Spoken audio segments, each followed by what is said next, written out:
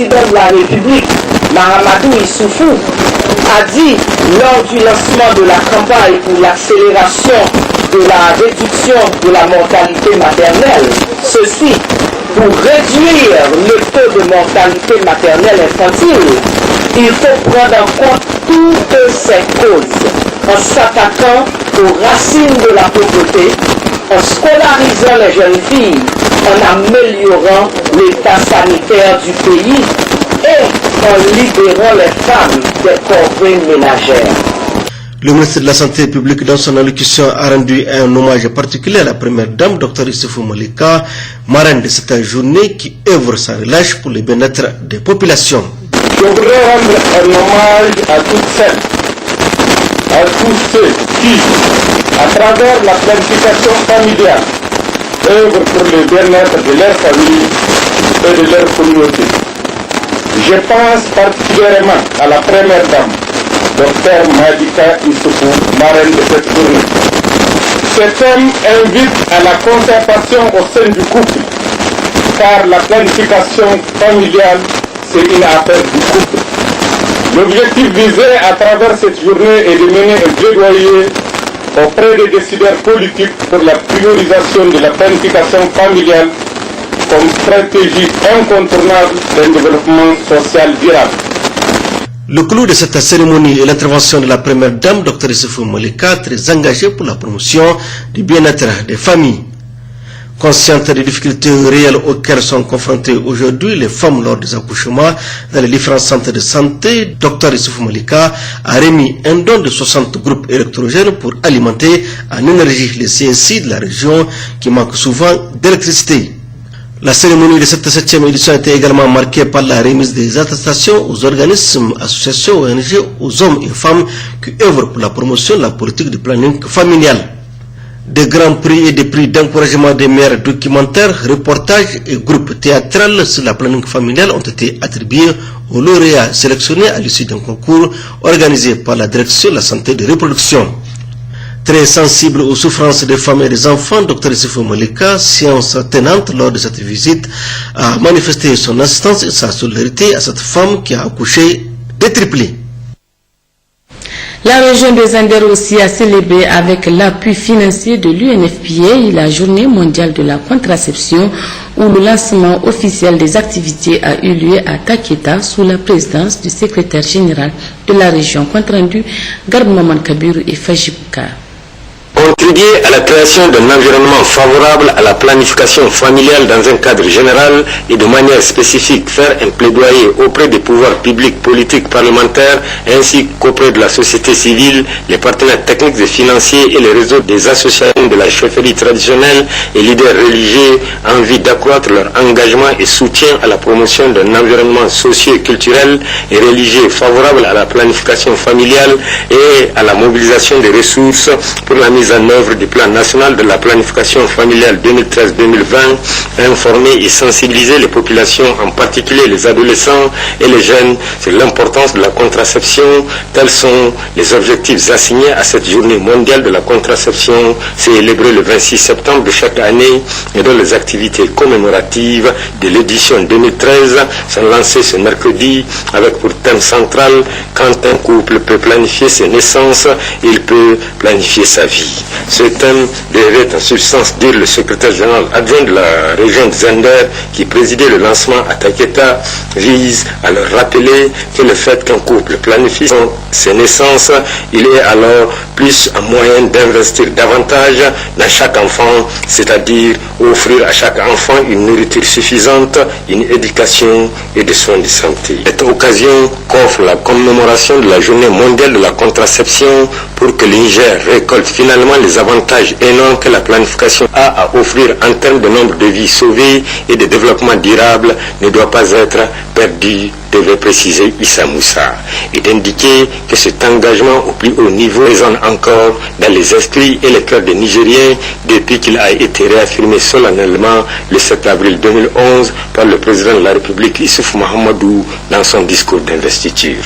Au auparavant, le préfet de Taketa, Moussa Massalati Soumana, dans son allocution, n'a pas manqué de réitérer son engagement quant à sensibiliser les populations, particulièrement les jeunes, sur les avantages directs et indirects de la contraception sur la santé, sur l'éducation des enfants et sur la croissance économique de son entité administrative partant du Niger tout entier. Quant au maire de la commune rurale de Garagounsa, dans son mot de bienvenue, il a tenu à exprimer toute sa satisfaction pour le choix porté sur Taketa afin d'abriter cette cérémonie.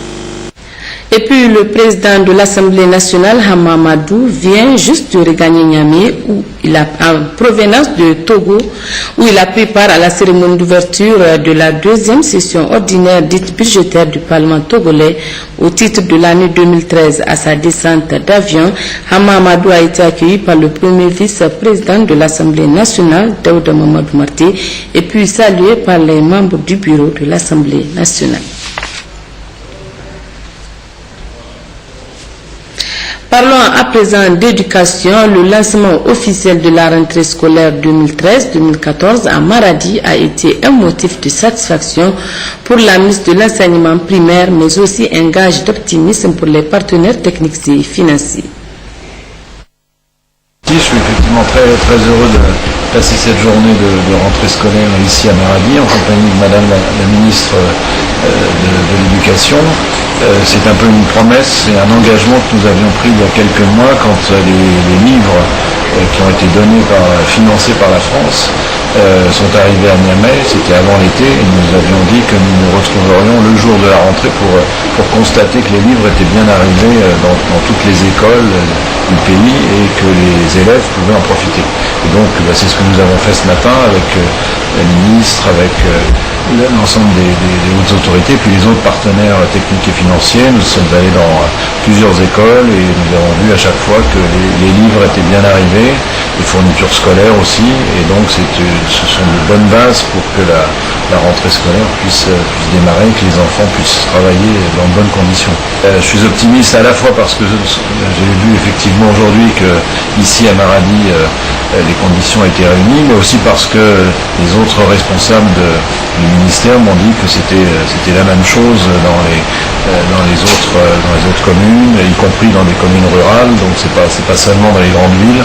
Il faudra évidemment que tout ça se mette en place, mais on peut être confiant en tout cas avec ces 3 millions de manuels scolaires, puisque au total ça fera 3 millions de manuels scolaires, les enfants ont toutes les chances, je dirais, de bien travailler. Les mains des élèves, en tout cas au niveau des écoles que nous avons visitées. Et en plus des manuels, l'État a mis aussi à la disposition des écoles des fournitures d'une valeur de 2,5 milliards. Ils sont aussi distribués dans toutes les écoles du pays. Nous avons trouvé également le personnel d'encadrement, les enseignants, qui sont aussi dans les classes avec les élèves. Et on peut dire que vraiment nous sommes très satisfaits du démarrage des cours à la date prévue. Et on ne peut qu'encourager les enseignants et souhaiter une bonne année scolaire aux élèves. Et je tiens aussi à remercier tous les partenaires qui sont avec nous. Et leur présence ici, comme je le disais tantôt, témoigne de leur engagement à accompagner le gouvernement dans ses efforts de scolarisation des enfants.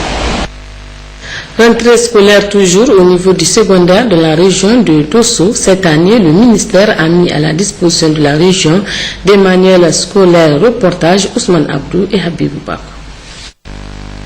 Les préparatifs de la rentrée scolaire 2013-2014 ont commencé depuis la fin de l'année écoulée avec la tenue de la réunion de passage et redoublement au niveau des différentes entités administratives et au niveau de la région pour stabiliser les effectifs et aussi une mission à sillonner tous les départements afin d'appuyer les conseillers régionaux de l'éducation.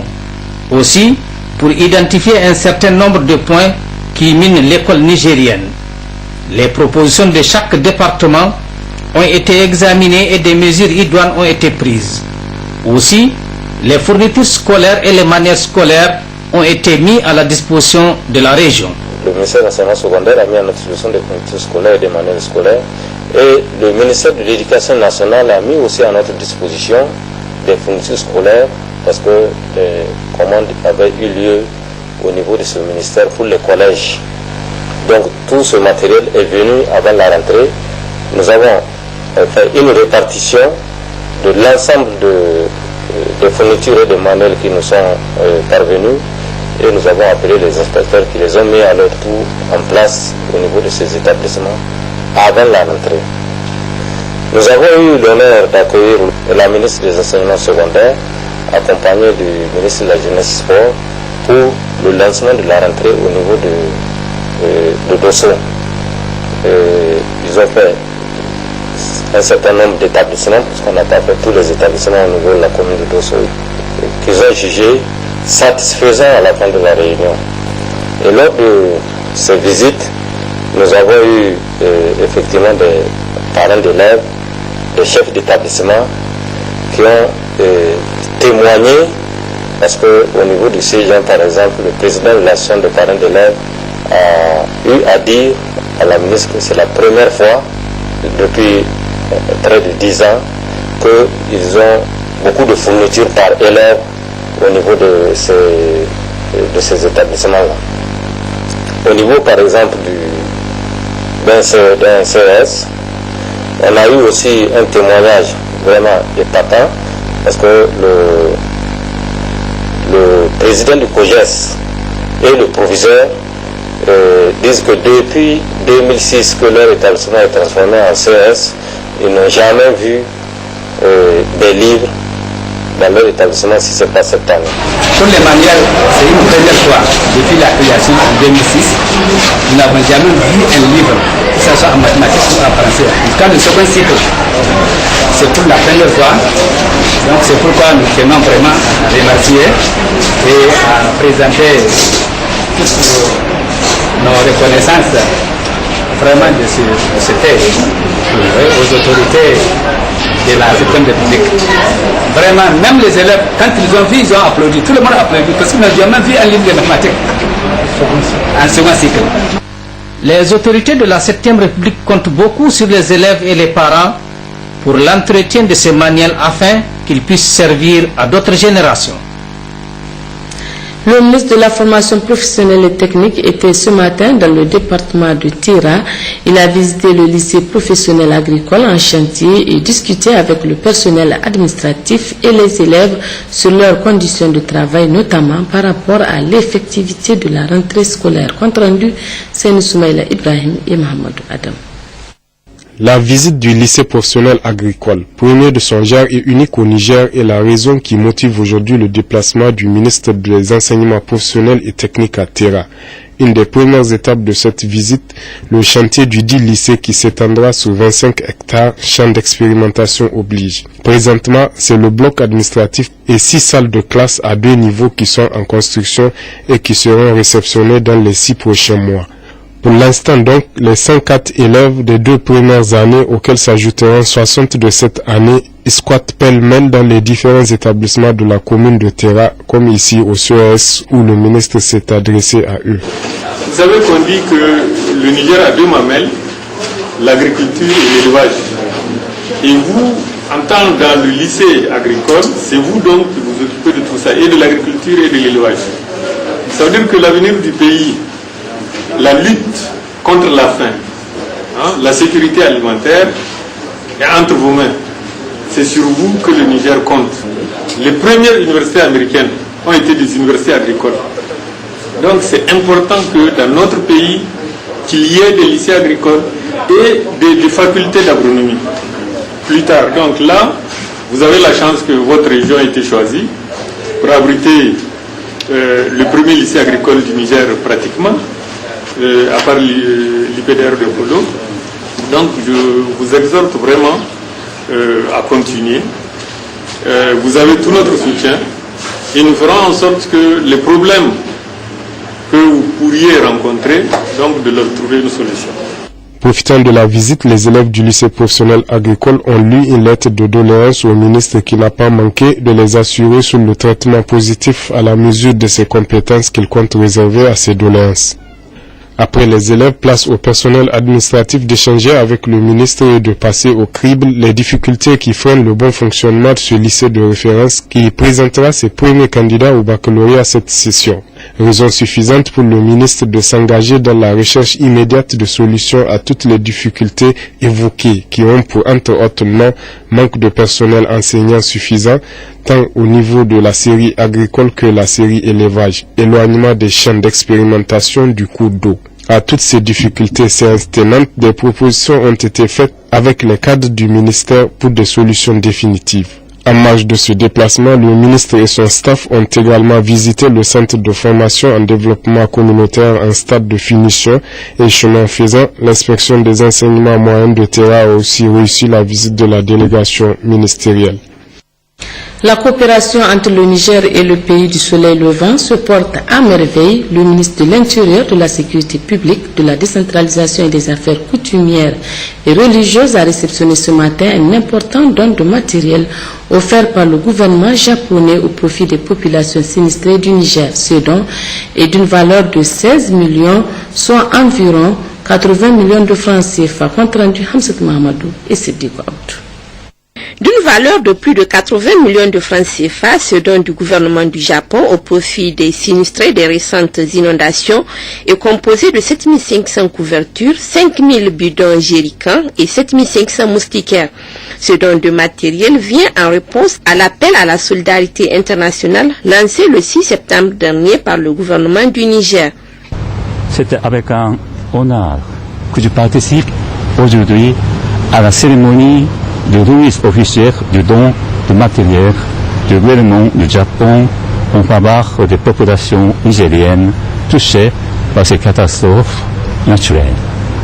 Cette assistance du Japon intervient dans le cadre des récentes inondations qui ont malheureusement occasionné de sérieux dégâts matériels et en vie humaine au Niger. En tenant compte de l'ampleur et le gouvernement du Japon a décidé d'octroyer à travers la JICA cette aide d'urgence. En réceptionnant ce matériel, le ministre de l'Intérieur, de la Sécurité publique, de la décentralisation, des affaires coutumières et religieuses a salué les autorités japonaises pour avoir répondu avec promptitude à l'appel des autorités du Niger. Il a par conséquent affirmé que ce don ira droit aux bénéficiaires. Ce geste, au-delà de l'aide d'urgence qu'il constitue, est aussi la manifestation d'une solidarité qui ne s'est jamais démentie entre le peuple japonais et le peuple nigérien. Nous apprécions, vous venez de parler du don de 5 millions de dollars en 2012, c'est l'année fiscale 2012, l'année fiscale japonaise, que nous